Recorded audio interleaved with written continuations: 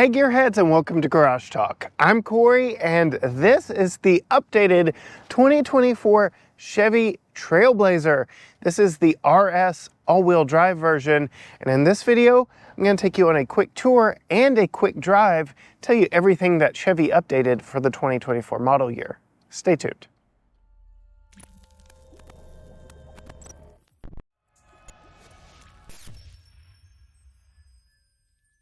Before we get too far into this one, I do want to thank Chevrolet for delivering this vehicle to us to test for a full week for you here on the channel. I will go ahead and say this is not the only small SUV from Chevrolet. That also includes the new Chevy Trax, of which there are quite a few similarities, and I go through them all in a video from the Detroit Auto Show. So I will link that, go check that one out. But before we get into all the updates to the Trailblazer for the 2024 model year, I do want to talk about what motivates this one. As I mentioned, this is the all-wheel drive RS version, so we get the 1.3 liter turbocharged 3-cylinder in this one, which makes 155 horsepower and 174 pound-feet of torque. And because we have the all-wheel drive version, we do not get the continuously variable transmission. We get a 9-speed automatic. All of that is good for an estimated 26 mpg city and 29 mpg on the highway. As we close the hood here, we can appreciate the new updated styling. The face is one of the biggest changes for the 2024 model year. We get a cleaned up look that brings us more in line with the gas-powered Chevy Blazer and the aforementioned Chevy Trax. Just a cleaned up look to an already familiar design up here in the front. You can see we get LED running lights and turn signals here that are divorced from the LED headlights. No LED fog lights anywhere to speak of. We do get the RS badge and all this black accenting for the RS model, including the black bow tie up here. And this really cool looking faux carbon fiber plastic work down here on the front splitter. And that kind of continues around the vehicle. We'll talk more about that as we go.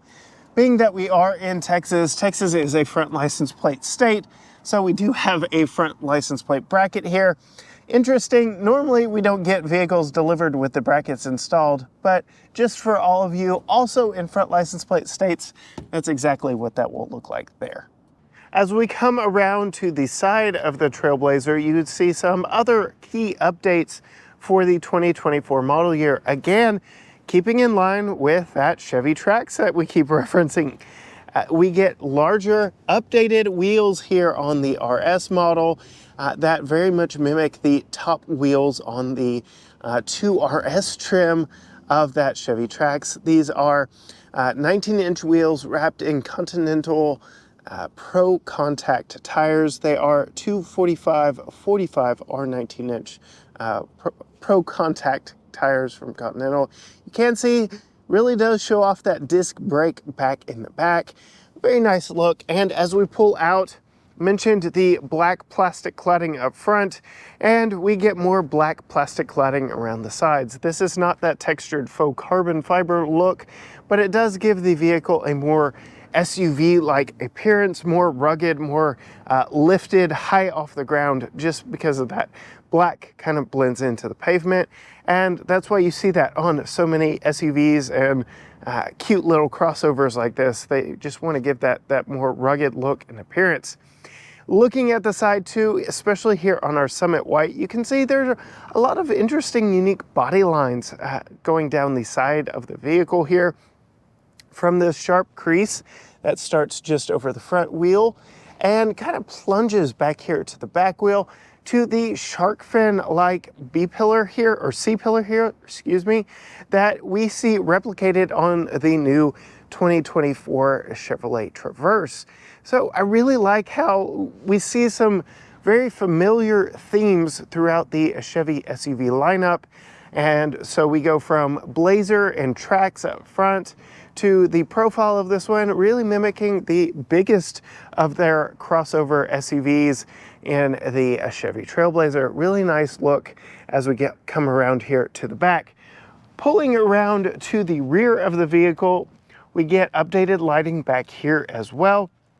LED lights, LED running lights, a very clean, updated look that, again, keeps in line with some of the other themes from the other models across the lineup. We also get the black bow tie there in the middle, the black Trailblazer all-wheel drive badge, because, again, we are in the RS, and, of course, the RS badge back here. We do get more of that kind of faux carbon fiber look back here on the back, I guess we can call it diffuser of a bumper, and a rather sporty looking dual exit exhaust, though the exhaust tips that you can really see are not connected to the actual exhausts whatsoever. You can see they are faux exhaust tips as we peek back in there to the exhaust. We do have a power liftgate on this one, and I can't show you right now, but I'll put some B-roll over it. I do have the vehicle on accessory mode right now, but it does have a kick to open power function. So for those of you considering or trying to figure out if you want Trax or Trailblazer, well, the Trailblazer not only gets the power programmable hatch back here, but it is also a hands-free hatch. If you really like that Trax platform, to get a power programmable liftgate, you have to go with the Buick version, which is dubbed the Invista. As we look back in here, you can see we've got plenty of cargo space back here. Chevy does the most to package a lot of usable cargo space back here in the back, even though we have kind of that tapering roof line that I won't say SUV coupe, but it definitely isn't a squared off back end. It is just a sporty overall roof line that does cut into the overall size back here altogether. Go ahead and move my backpack out of the way because I do want to show you some unique features of the cargo compartment back here. We do have this false load floor right here, but Chevy has built in a few interesting features here. So there are some indents, so you can lift it up and you can actually get underneath the load floor right here, so you can get to all your tools, you can get to your spare tire, and it does look like maybe a subwoofer is stuffed inside that spare tire. We also have the carpeted floor mats in our model hidden underneath here, but a very cool, very handy, thoughtful design element to have this stowage position here. You can also pull it out entirely and drop it down. So now you can see we have just a little bit of extra vertical height for storing things back here in the back. And you might be wondering, okay, well, why is that such a big deal? As I fold the seats down, you can see now in this lower position, we do not have a flat transition from the load floor back here to the backs of the seats with the seats folded down. So you can actually lift this back up, and now you have a nice even transition between the seat backs and the back cargo compartment. I also want to call out, while we're back here, we do have a 60-40 split bench rear seat, but feel like they have it backwards. We always put our child safety seat on the passenger side, and you can see the additional percentage rides over here with this side. So you kind of have that wasted center section. If you have a lot of big, long items and a child seat in place, you're going to be a little bit limited as to what you can carry. Just something to note there. I will show you some other unique and interesting tidbits as we get to that front seat up there here in just a moment. I did mention this is a power programmable hatch. I'll show you the programmable switch up on the driver's door in a minute, but you can see this is as wide as it opens, works very well in our 1963 built home, doesn't hit into anything, and I at 5'10" can fit under here just fine. Just push the button right there, but you better be out of the way because it comes down very quickly, even before it chimes to let you know that it's moving. Before we get into this one, I did want to show you the key. Typical Chevrolet key with everything you need on it. Lock, unlock, remote start, your hatch release, and a panic button. It is a proximity key, so you can keep it in your pocket, your purse, wherever you keep your keys. It is rather slim in design, so it makes it very easy to do so. And you can come up to the vehicle and simply lock and unlock it with this button on the front doors. I will go ahead and note, not on the back doors, simply here on the front. You push it and that unlocks, push it again and it locks the vehicle. Opening the doors, we can see the new updated interior. We'll get more into it here in just a second, but I did want to show you the door before we got too far into it. We have the RS, so we get all the red accents in this with the red stitching and this unique pattern texture here in the seating material. This is their Evotex synthetic leather material. Kind of gives a premium look to an entry-level product. I really like it. You can see we've got lock unlock here, your mirror controls, window lockout, express up down for the driver, but not all four. And then we get that power programmable hatch switch right here. As you turn it, it does let you know, hey, you're doing something. This 3/4 is actually where you can program it, not exactly at 3/4. You can actually program it to open however you want, or you can turn it off entirely. To open the hatch from up here, you just push that center button. We do get a little extra storage back here, and this goes back a little bit further, so quite a bit of storage in here around the Bose speaker. Coming to the seats, you can see we have a multi-way positional driver's seat with two-way lumbar, so that is a nice touch. We also have the all-weather floor mats already installed up here. You saw the carpeted floor mats back there in the back. Really like the all-weather floor mats. They fit nice and snugly in here. It is a very nice touch.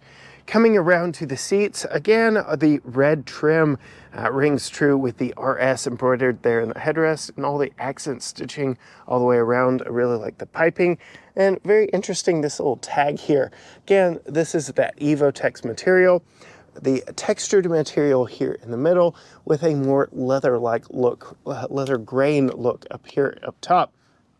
A very interesting look. I like it. It gives it a premium, unique look, not like many other vehicles in the class. Coming in and sitting down, closing the door, I'll go ahead and put my foot on the brake, push the engine start button, fire up that 1.3 liter, and you can see all of our updated electronics in this one. We'll get to that in just a moment. Make sure our volume is turned down. Starting over my left knee, what do we have? We've got our lighting controls, actual physical controls for our lighting. So these are our headlights, and this is your brightness controls for the gauges. Down here, we've got a little bit of storage. You've got your hood release right there, and that is about it. Coming to the steering wheel, it is very much like the RS trim steering wheel in the Trailblazer. You can see we've got the perforated sporty look here. We've got all the red stitching. You can see we've got all of our cruise control functions right here with our gap adjust, our heated steering wheel button over here, our radio and voice controls over here, as well as controls for the 8-inch driver information center, and the 11-inch infotainment is all touchscreen. We'll get to that in just a second. We do have the RS, so we get the flat bottom right here, and this black plastic. I don't know that I love that it's plastic, but it does just give it a unique and interesting look. We get a repeat of the black bow ties throughout in this vehicle. So again, very consistent, nice look.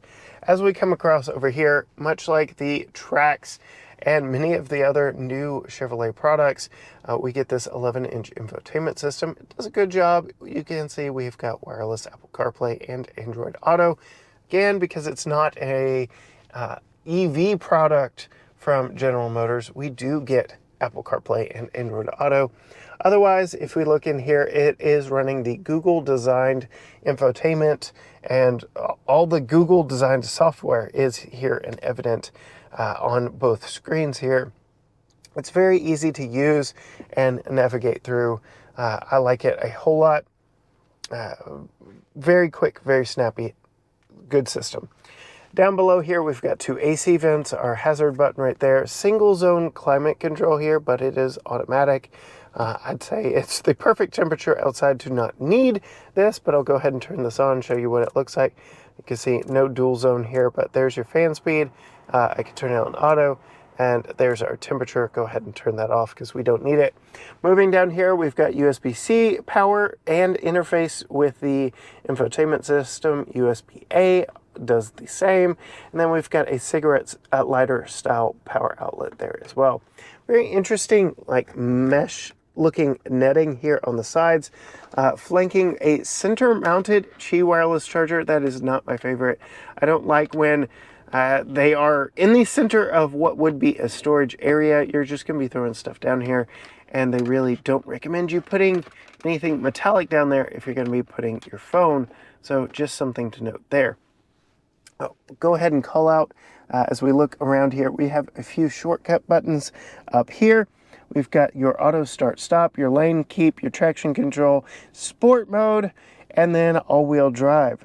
So you actually have to select all-wheel drive on this one. You can see we get this little animation right here, or logo right there, showing whether or not we're in front-wheel drive or all-wheel drive. You do have to select that, but wherever you have it left is where it stays. So I've turned the vehicle off and back on, and it remembered, hey, I had all-wheel drive engaged. All-wheel drive is not offered on the Chevy Trax. So one of the ways they kept the cost down on that platform. So if you want all-wheel drive and you want a small Chevy SUV, this is going to be the one to get, simply because all-wheel drive is not offered on the Trax.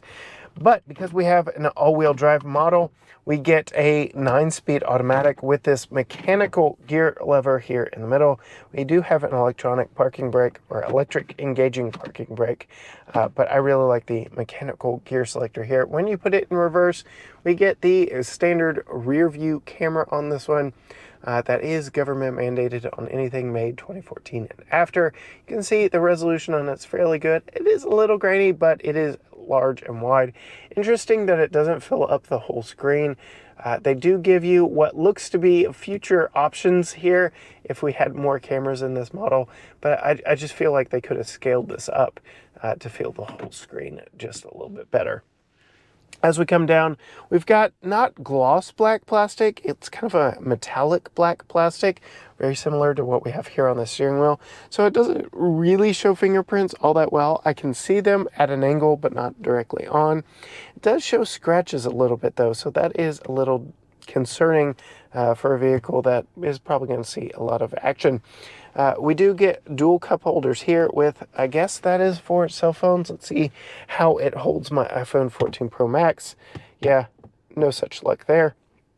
But I do believe this is meant for smaller tablets, but you can set your phone in there that way. That's a nice touch. We get a little bit of open storage right here, and then a very tall center console, unusually tall. Every time I get in here, I kind of bump into this sideways, just because I'm not used to exactly how tall this thing sits up. And it opens up fairly nice and wide. It's got a fairly long, which translates into a tall when it's open lid on this one. And then we get this plastic tray, hard plastic tray. Stuff's going to rattle in there. You open that up and you get a very slender opening down there. Again, all hard plastic. Let's see. We do have rubberized mat down here in the bottom, so that is a nice touch. But to get to that, you have to take this out. I don't know if it's the most practical solution in the grand scheme of things. Very interesting there. I do want to talk about some of the material usage in here. We have a very nice continuation of the materials that were on the doors here on the dash. Very much like the way that this classes up the interior, including the kind of crosshatch pattern here on this black plastic. I'm going to bring it in as close as I can. No reflections are kind of playing a trick on me here, but just gives an added dimension here to this, and more of the red that continues around the front. We will also talk about the glove box. Not exactly damped or lined with felt, but it is of decent size. While we're talking about storage, well, I'm going to get out and show you the trick of the passenger seat over here. Okay, coming around to the passenger side, I mentioned a trick of this passenger seat, and we were talking storage. While we were in the back, I lamented the 60/40 split bench rear seat being backwards, and now you're about to see why.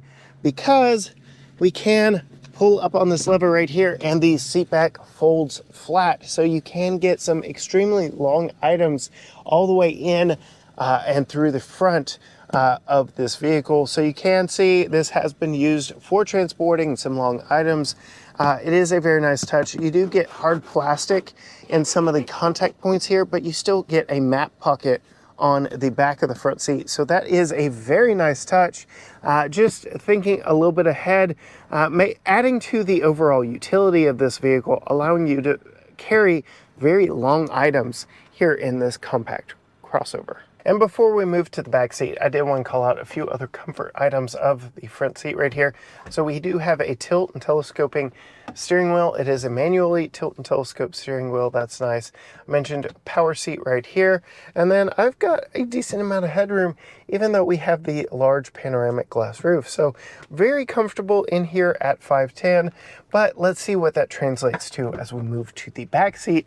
Sitting behind myself at 5'10", go ahead and close the door here, get into the back. You can see we have the all-weather floor mats again back here in the back. That's a nice touch. It even goes up over the center tunnel. Again, this is an all-wheel drive model, so you've got to have that tunnel there for all the drive components. No red accenting on the doors back here. A rather Spartan look compared to the front doors. We don't get the seating material. We don't get the red accents. We don't get that kind of interesting black pattern on any shiny black bits back here. Just a basic back door. But again, in this price class, that's quite on par. Taking a look at the seats, we get a very sparse use of red accenting as well. So again, back seat isn't just overly lavish compared to what is offered in the front, but let's go ahead and climb in behind myself. Sitting behind myself at 5'10", I've got plenty of room. There is a little bit of cutout here on the driver's seat. Not as much of one or as pronounced of one, but still one that exists here on the passenger seat, but definitely more room behind the driver here. So that's a nice touch. I will say the seating position here, getting in, feels a little more direct. I am definitely sitting up a little higher than I was up front, which is made evident by the fact that I'm looking over the headrest here. So just a little taller seating position back here, which does cut into my headroom just a little bit. And then I've got the roller shade for the sunroof right above my head right here. Still at 5'10", I'm fairly comfortable back here. No big complaints. We do have the map pockets that we mentioned earlier back here. No air vents on the back of the center console, but we do have some additional power, including a household style plug back here and a USB-A and USB-C port. And go ahead and bring you down here. There is some additional storage down here, but I feel like they could have cut down on this storage, which is kind of hidden by the fact that this juts out, and they could have lowered this to a reasonable height. Maybe that's just me. Before we get out of the back seat, I do want to call out, we do have a fold down center armrest, but because we have Tucker's car seat in place, it is a little snug to get to, but the cup holders do have little rubber grippers in them, something that was missing from the front seats. Just an interesting thought that I wanted to point out back here, that these are probably going to be just a little more usable. And as we look, no, these back seats don't recline, but the angle of them is quite comfortable. I've got no major complaints back here. All around, very comfortable back seat, very comfortable for 4 adults. Though the fifth one, if you try to put somebody here in the middle, it's going to be a tight pinch. And again, we already talked about that tunnel on the floor. That's enough of the tour of this one. Let's see how this one drives. Getting in, getting comfortable, starting it up, everything fire up. That 1.3 3-liter does make a little bit of noise. It is noticeable. It is not the most refined powertrain. You know instantly when it is on and when it is not. I'm sure that is a theme that will carry throughout this review. Yeah, you definitely hear it. There's no ignoring it. But again, this being one of the entry SUVs from Chevrolet in their lineup, you can't forgive a few things when it comes to overall poshness inside. We are mated to a 9-speed automatic, again, with this all-wheel drive. Though it's like on-demand all-wheel drive, I've went ahead and slid it back over into 2-wheel drive because I do have a sneaking suspicion, since you have to engage all-wheel drive like that, that the fuel economy numbers are probably based on it being a front drive vehicle most of the time. But getting out and into traffic, I mean, she'll scoot. It is a small, very easy to maneuver vehicle. Again, 9-speed auto, 155 horsepower, 170 plus pound-feet of torque. It gets around, it moves just fine. Very easy vehicle to get in and just to know your way around. I would say the visibility in here is good, not great. So the rear view camera, or the rear view mirror here, is a little bit obstructed by rear headrests back there and kind of a small back window. But again, there are some things that can be forgiven given we are in a small vehicle. As I look over my shoulder, that shark fin C-pillar back there that we referenced on the outside definitely makes itself noticed here on the inside. If you were backing out of a parking spot in a crowded parking lot, yeah, visibility back there is going to be a little bit hampered, but good thing that rear view camera is a nice wide view and a big picture here on the screen. So that works out very, very nicely and translates to compensating a little bit for the overall design of the vehicle back there with that C-pillar. As we come to a complete stop here in traffic, I will note the engine turned off. It gets kind of quiet in here. I can actually hear the music of the car next to me. So there isn't a lot of sound deadening in this vehicle. Again, being an entry-level product from General Motors, not a lot of poshness in this, but it's good, it's fine, and it would be a great commuter vehicle, great first vehicle, great college vehicle. This would make a lot of families, a lot of owners very happy. There's a lot done right in this. And as I lift my foot off the brake, the engine starts up with not a lot of fanfare. It doesn't shake the vehicle violently, but it does take a little minute to get going again. I showed you the defeat switch for that up front just a minute ago. I'm going to go ahead and hit the checkered flag button, which puts it into sport mode, and let's see here. Okay, nothing different.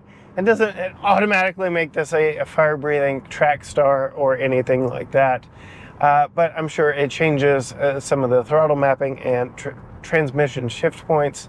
Overall, it's good. Again, great commuter vehicle, great college vehicle. It's going to make somebody very happy. Nothing is just overly elaborate with this. It's a good vehicle. I don't know how many times I can say that. Everything in here feels about right, though this center console is really tall. It makes for a nice solid platform to rest my arm. So once you get used to how tall it is, climbing in and out, not so much of a problem. Ride in here is fine. Everything in here is just fine. And at a price tag right around $35,000 for an all-wheel drive, fuel-efficient vehicle, I think Chevy's got a real winner on their hands here with this one. A lot of features that consumers want. CarPlay that is wireless, Android Auto, large panoramic roof, all-wheel drive. A lot of y'all have mentioned on my tracks videos, y'all just can't give up all-wheel drive. So you've got all-wheel drive here and very similar dimensions all the way around on the inside to that Chevy Trax model. If you want to see more from us, hit that subscribe button down below and ring the bell so you're notified every time a new video drops from us. Find us on all social media channels, Facebook, Instagram, Twitter, TikTok, YouTube, Threads, everything at GT Garage Talk, or you can go to gtgaragetalk.com. Absolutely stick around because we will be putting Holly behind the wheel here, Tucker in his car seat back there in the back. I'll be riding shotgun, and we'll let you know how this vehicle fits our family life very soon. But until next time, gearheads, bye.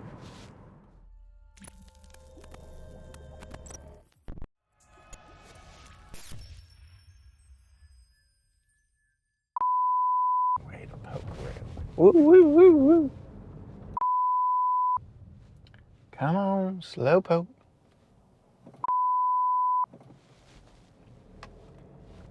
So yeah, engine start stop, kind of annoying. I shouldn't have come this way because I saw you sitting there. You're gonna be sitting here forever, aren't you?